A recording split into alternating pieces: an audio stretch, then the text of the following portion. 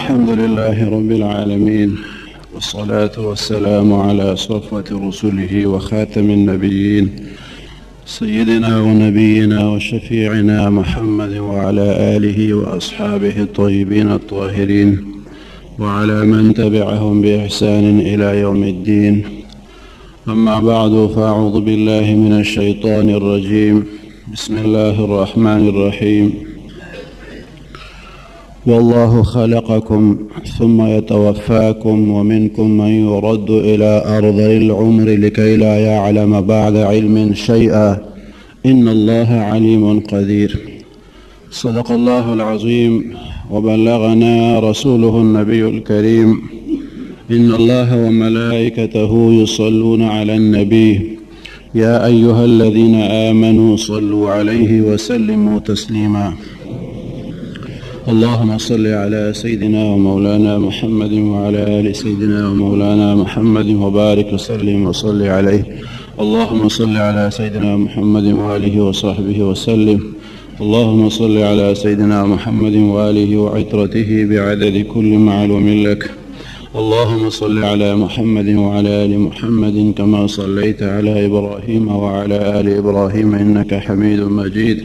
اللهم بارك على محمد وعلى آل محمد كما باركت على إبراهيم وعلى آل إبراهيم إنك حميد مجيد. عزتمندو حاضرين وأوردنكو دا الله جل وعلا شانه دا مبارك كتاب سورة النحل يو آية شريف ما ولستو. الله تعالى دا آیت مبارک کې د خپل خالقیت، د خپل مالکیت، د خپل علم او د خپل قدرت بیان کوي. والله خلقکم، او الله تعالی تاسو پیدا کړی. دی مخلوق ته ویل شي، خلقو ته ویل شي، مکلفو بندگانو ته ویل شي چې والله خلقکم، او الله تعالی تاسو پیدا کړی. یعنی تاسو دنیا ته راتګ، تاسو ته وجود ملاوېدل دا یو اتفاقي حادثه نه ده چې بغیر د چا د ارادې او بغیر د حکم نه بګنې ستاسو تخلیق شوی او تاسو به پیدا شوي. داسې نه ده. والله خلقکم، او الله تعالی تاسو پیدا کړی. نو د الله تعالی د خالقیت بیان بار بار راغلی د قرآن مجید کې. نو دې ته پکار دی چې انسان سوچ وکړي چې موږ الله پیدا کړي یو، نو د څه دپاره پیدا کړي یو، مقصد زموږ د تخلیق څه دی. هغه مقصد تخلیق کې موږ څومره حده پورې کوشش کوو چې پکې کامیاب شو، دغه سوچ او فکر بیا انسان ته پکار دی چې ځان سره کوي. والله خلقکم، او الله تعالی تاسو پیدا کړی. ثم يتوفاکم، بیا به الله تعالی تاسو ته مرګ راولي. کومې پورې چې د هغه خوښی تاسو په دنیا کې ساتي، دنیا کې درته ژوند مقرر کړی، که لږ دی که ډېر دی، چې هغه کله برابر شي، نیټه پوره شي، نو تاسو ته به مرګ راولي، روحونه به ستاسو قبض کوي. يتوفاکم ومنكم من يرد إلى أرذل العمر لكي لا يعلم بعد علم شيئا. بل جمله ورپسې دا ده چې ومنكم من يرد، او بعضې په تاسو کې هغه څوک دي چې هغوی واپس کولی شي. إلى أرذل العمر، أرذل العمر ته واپس کولی شي. د عمر هغه ناکاره حصه کومه ده. لكي لا يعلم بعد علم شيئا، انجام بیا دای چې دی پس د علم نه پوهېږي په هېڅ شي باندې.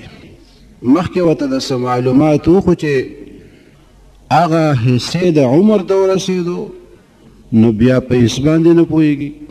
هغه پوهه بیا په ناپوهۍ باندې بدله شي. لا يعلم بعد علم شیئا، علم نه پس هم پس بیا نه پوهېږي. داسې یو مرحله هم په انسان باندې راشي. والله علیم قدیر، الله تعالی علیم دی. ان الله، بشک الله تعالی علیم، علم والا دی. او قدیر دی. مخکې وفرمیل چې پوه کس دیم بیا وروسته ناپوه شي، یو مرحله په ده باندې داسې هم راشي، لیکن الله تعالی علیم دی، هغه په هر څه باندې پوه دی او په هغه باندې د ناپوهۍ هېڅ مرحله نشي راتلی.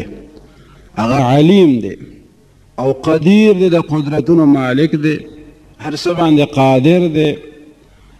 انسان هر څه باندې قادر نه دی، دی ځان ته عمر نشي زیاتولی، دی د دغه عرض العمر نه ځان نشي بچ کولی، دی د وفات نه د مرګ نه ځان نشي بچ کولی. او الله تعالی هغه قدیر ذات دی، هغه حی و قیوم ذات دی.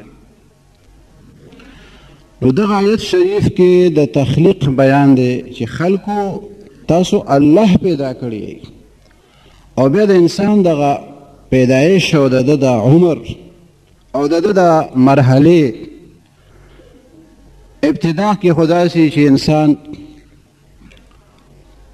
په هیڅ باندې نه پوهېږي، هغه خپل ضرورت هم نشي غوښتی، نظر هم په یو نقطه باندې جمع کولی او مرتکز کولی نشي، سترګې په یو طرف باندې نه ټینګېږي، بې اختیاره بې ارادې اخوا دې خوا خوځي را خوځي، نه د خپل مقصد خبره کولی شي.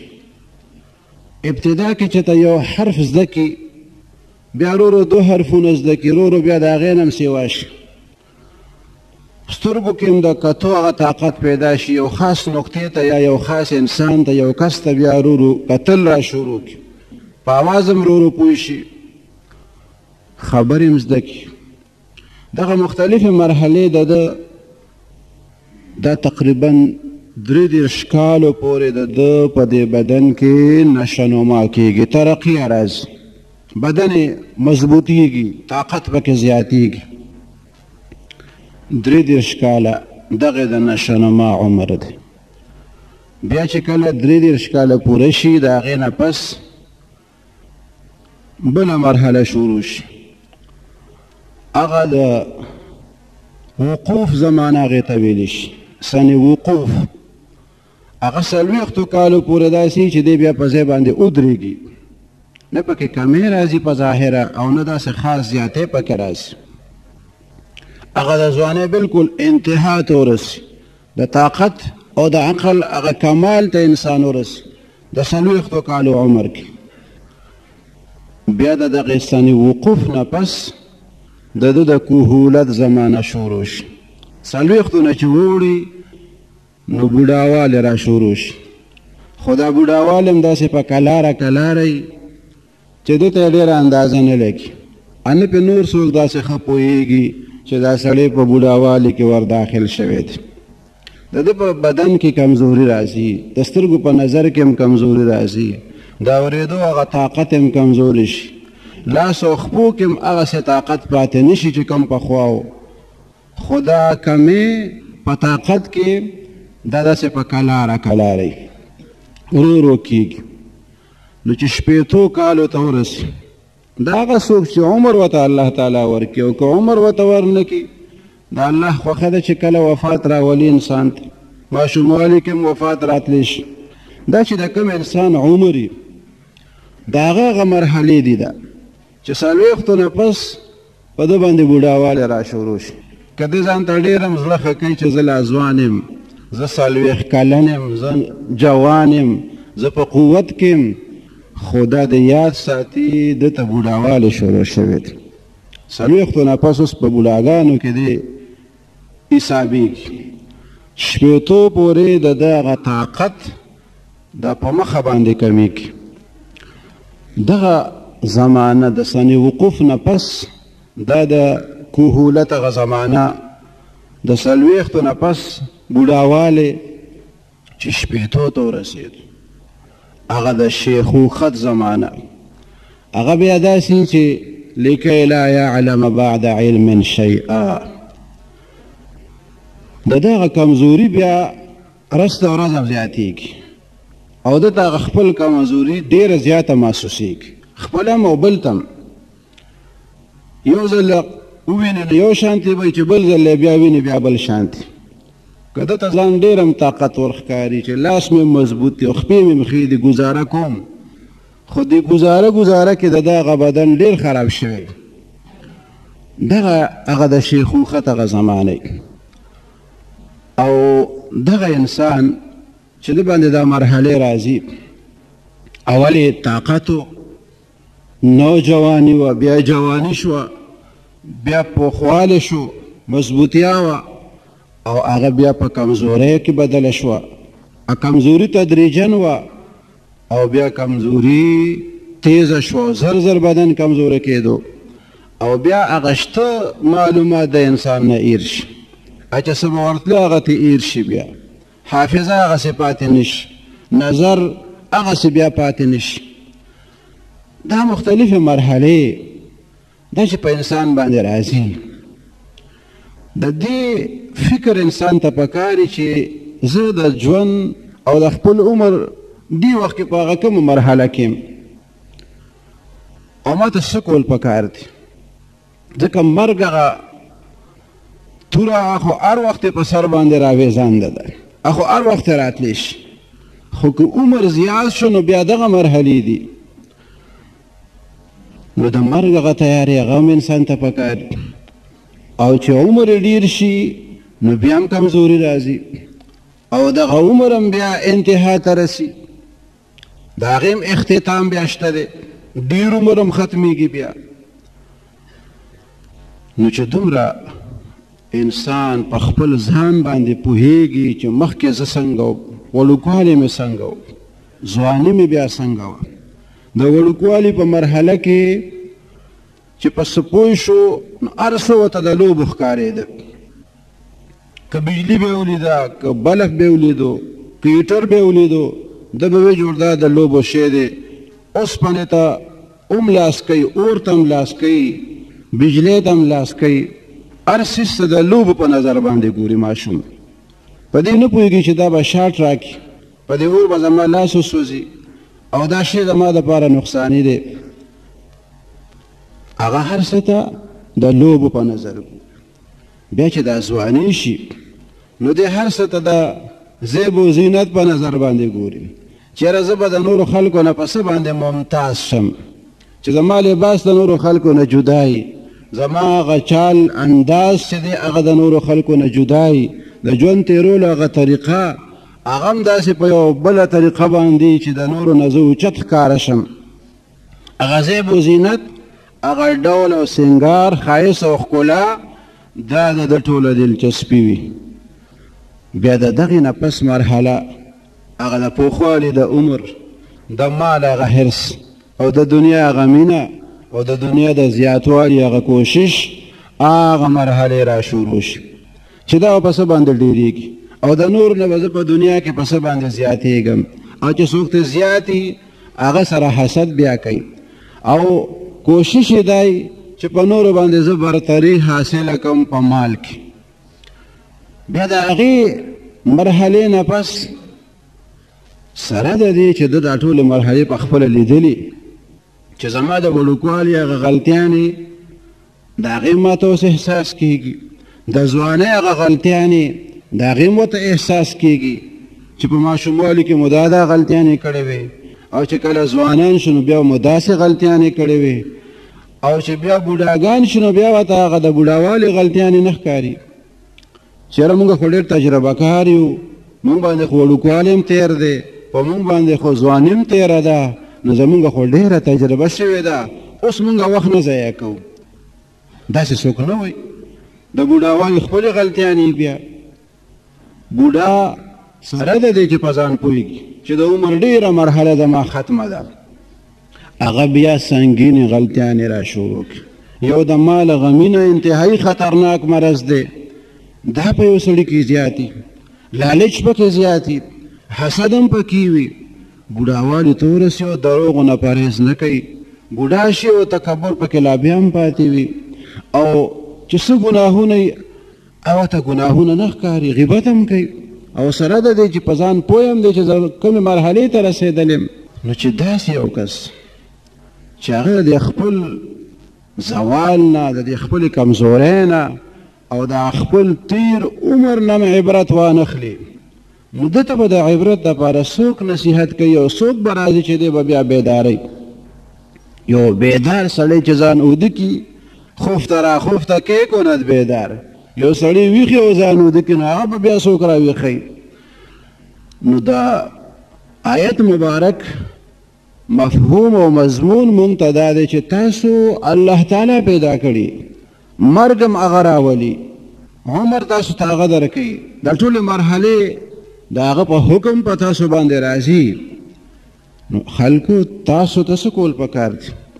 تاسو ته پکار دا دی چې دا ژوند دا ډېر قیمتي وګڼلی شي او د الله تعالی د حکمونو ښه پابندي پکې وکړی شي او ډېر قدر یې وکړی شي چې دا د الله حکم دی او زه د الله مخلوق یم، زه هغه ته هر وخت محتاج یم. که هغه ما ته وجود نه راکولو زه موجودېدی نه شم، که هغه زه نه پیدا کولم زه دنیا ته نه شم راتلی، که هغه زه ژوندی نه پرېښودم ما یو سکند او یو لمحه دنیا کې نه شو تېرولی. ما سره چې څه ده ما زما پروردګار راکړي دي، نو چې الله راته هر څه راکړي دي نو پکار ده چې هم د الله حکم مطابق زندگی تېره کړم. ژوند هر څوک تېروي، خوراک هر څوک کوي، جامه او لباس هم خلک اچوي، کورونو کې ژوند هم هر څوک کوي، په سورلی باندې سورلي هم هر څوک کوي، خو بیا هم د خلکو په دې ژوند تېرولو کې فرق وي. څوک منچاهي زندگی تېروي او څوک ربچاهي زندگی تېروي. څوک وایي چې ژوند تېرو خو د الله په مرضی به تېرو، او څوک وایي ژوند به تېرو خو په خپله مرضی به تېرو. نو په دواړو کې ډېر لوی فرق دی. د خپلې مرضی زندگی د دې انتها هلاکت دی او د الله په مرضی باندې زندگی د هغې انتها نجات او کامیابي ده.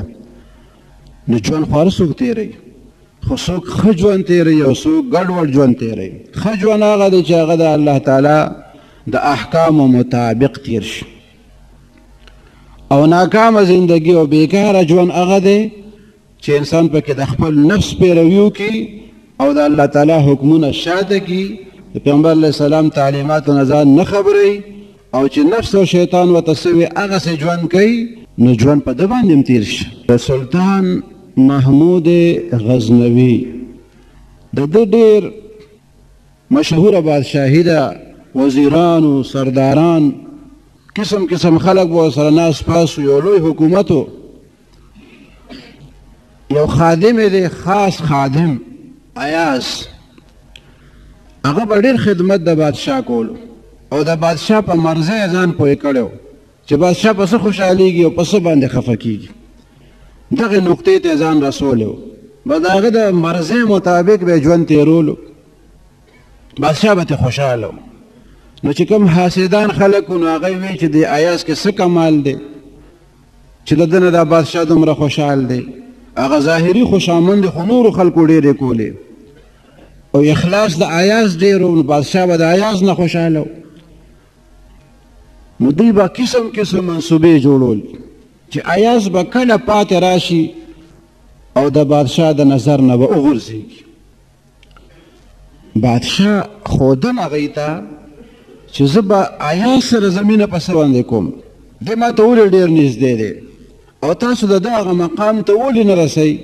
په دې نقطه باندې بادشاه دا خلک پویول، د مناسب موقع تلاشي کول. بیا ډېرې مرحلې داسې راغلي دي چې هغوی ته دا واضحه شوې ده چې واقعي ایاز د دې لایق دی چې دی د بادشاه قرب حاصل کړي او بادشاه یې ده سره مینه وکړي. یو موقع کې بادشاه خلکو ته ښیي یو ډېره قیمتي ملغلره راواخلي او خپل ډېر نږدې وزیر ته وایي چې وزیره تو وایه د دې ملغلرې قیمت بسي. هغه ورته وایي زما په خیال خو دا ډېره قیمتي ملغلره ده، 40 اوښان که په سرو زرو او په سپینو زرو باندې بار شوي وي د هغې به زه وایم دومره قیمت نه چې څومره د دې ملغلرې قیمت دی. بادشاه ورته وایي ښه نو بس دا ماته که دا ملغلره.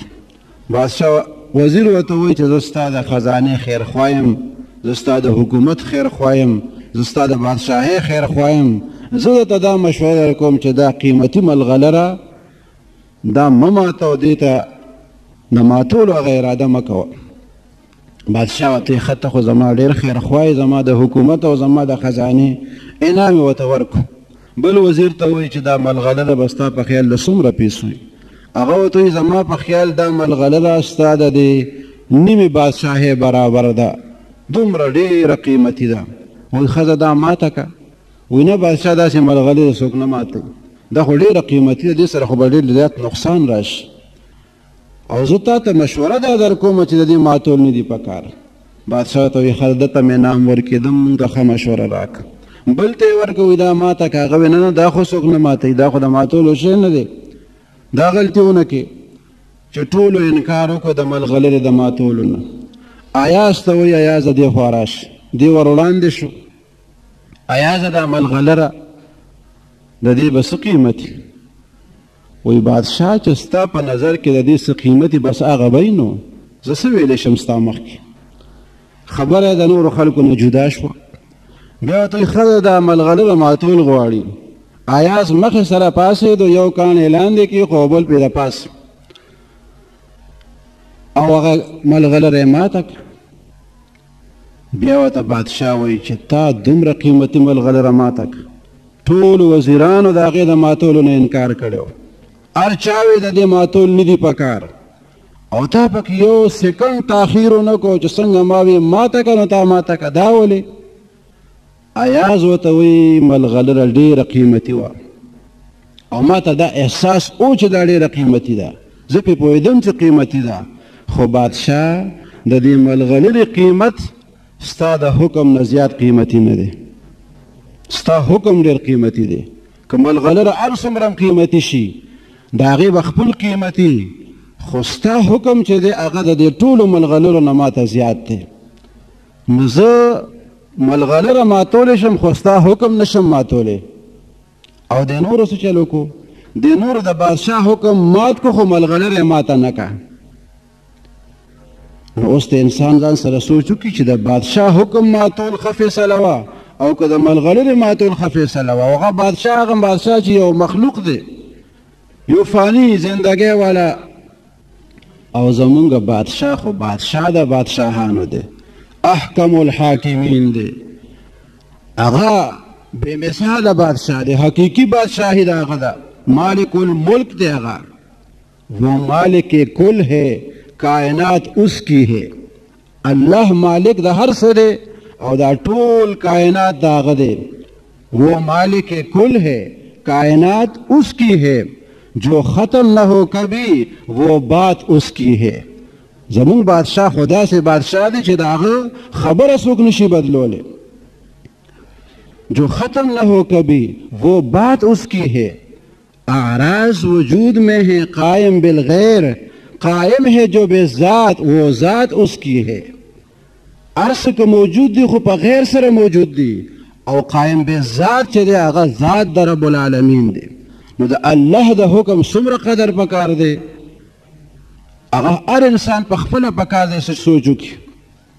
د بادشاه په خبرو کې غلطیان هم راتلی شي، لیکن د الله تعالی په کلام کې غلطي نشي راتلی. نو چې الله موږ ته څه حکم کړی دی او د هغه مبارک محبوب پیغمبر صلی الله علیه وسلم هغه مبارک موږ ته کوم تعلیمات را کړي دي، نو حقیقي کامیابی هغه ده چې د دغه مبارکو تعلیماتو پیروي وشي. الله تعالی دې موږ ته په عمل او د هغې صحیح پیروي نصیب کړي. واخر دعوانا ان الحمد لله رب العالمين. الحمد لله رب العالمين، والصلاة والسلام على أشرف الأنبياء والمرسلين وعلى آله وأصحابه أجمعين. اللهم أنت إلهنا ومعبودنا فلا تكلنا إلى أنفسنا طرفة عين، وأصلح لنا شأننا كله، لا إله إلا أنت. ربنا لا تؤاخذنا إن نسينا أو أخطأنا، ربنا ولا تحمل علينا إصرا كما حملته على الذين من قبلنا، ربنا ولا تحملنا ما لا طاقة لنا به، واعف عنا واغفر لنا وارحمنا، أنت مولانا فانصرنا على القوم الكافرين. وصلى الله تعالى على خير خلقه سيدنا ونبينا وشفيعنا محمد وعلى آله وأصحابه أجمعين برحمتك يا أرحم الراحمين.